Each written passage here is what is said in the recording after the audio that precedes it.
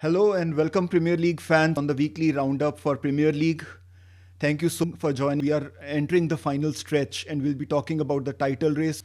And to do everything, I have a very special guest with me. Please join me and welcome Somil Dave. Hey Somil, thank you for joining and taking the time out. Hello, Prashant. Good evening to you, and hello to everyone who's listening right now or maybe looking at it later on. And thank you so much for putting the word Premier League title race. It just feels very nice that there are some people still believing there is a title race going on, and hopefully there will be. So Yep. yes, really excited to doing this once again. And yeah, Thank you. Thank you so much. And as we have talked about, so we will begin now. So, uh, two questions before we move on to the mid table. Uh, Jose Mourinho, do we predict he will be sacked by end of the season, given our predictions of not getting qualification of Champions League? I don't think he would be. There is a very strange sort of a feeling that I have. Everything points to the fact that he should be sacked. But I think somehow he will hang on, and it's not wrong as well. This Spurs squad really needs the kind of investment for a while now. I mean, they had this fantastic run in the Champions League under Pochettino, but even just before the final, weirdly, Pochettino talked about how this squad had reached its ceiling, and it needed freshening up, it needed the new players coming in, and it's going to be an expensive affair to fire Yes. Jose Mourinho. So his contract, I don't think has a break clause. So I think I just read somewhere a few weeks ago that sacking him would be a 30 million pounds affair, and the fact that uh, Daniel Levy, I think, is a little bit stuck, just like we've seen similar things at United as well. That it was kind of an egoistic decision in a way for Daniel Levy to get Jose Mourinho in, right? And I think for him to go back onto his such a bold move would be a little bit embarrassing for him, because he sacked one of his best managers in the last 2 decades, and he got Yep. someone in which he probably wanted to come in like a decade ago. So I think it's a kind of a egoistic thing, and I think he'll survive. And considering the options, I think the only coach that they would probably be targeting is Julian Nagelsmann. Yep. If I think if he is going to come in, I think he would. Daniel Levy might just pull the trigger, but I don't think that's going to happen.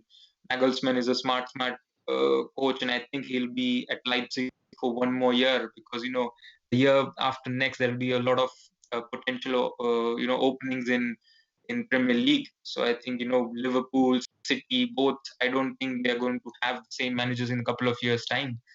So I don't think Nagelsmann is going to take that jump at the moment, and I don't see any replacements that Daniel Levy would like to bring in.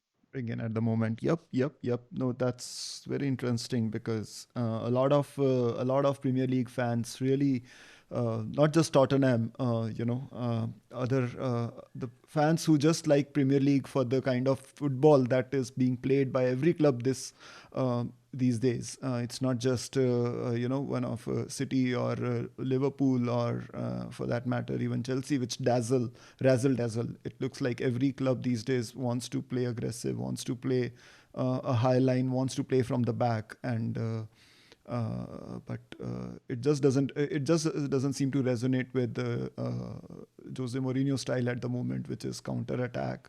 Let the other team attack and them defending and then playing on the counter attack. So, yep. The other question I have, where I would like to get your prediction is Aston Villa.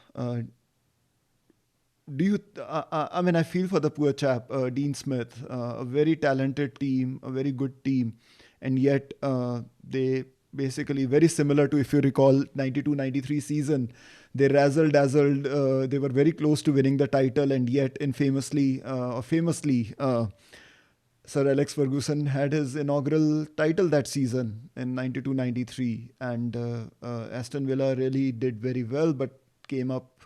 without the title, and then it was all down south for them. Do you see any similarities with this season and how Aston Villa is turning out?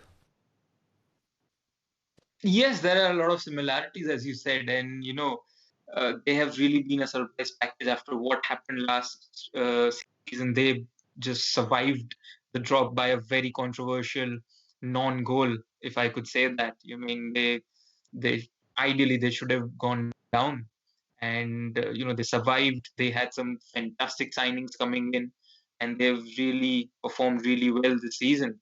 It's a lot been down to Jack Grealish. He's been one of the best players in the league, and every single in the last 3 years, every single summer transfer window, we keep thinking that this is going to be the year where he moves on.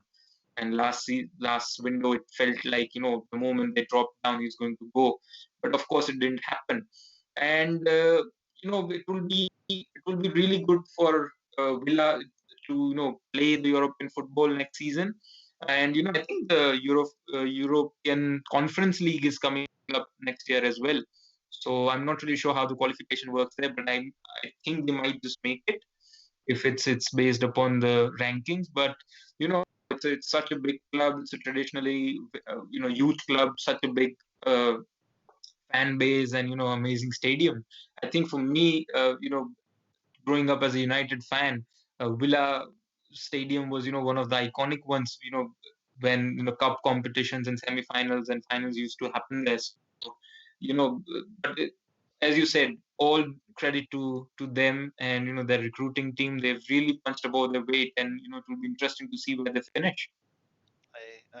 Yeah, that's quite interesting because where they finish, and I think Dean Smith has already highlighted that he wants to have a very different kind of more progressive transfer strategy in the third season in the Premier League, which is the next season. Obviously, this is the second season, but the question is, there will be vultures always hovering over their club in terms of getting their best players. And it's very interesting because Brendan Rodgers has upfront very clearly highlighted that his club better not, Leicester City better not sell any players like they have done in the last few transfer seasons. And Dean Smith hasn't come up with any such statements, and he knows very well that he managed to keep hold of Jack Grealish for one season more, but the Vultures will be back again. So yeah, I mean, they should be able to, like you said, they should be able to qualify for Europe or conference, uh, which is going to commence next year, next season. But yeah, feel sorry for them. Absolutely, absolutely.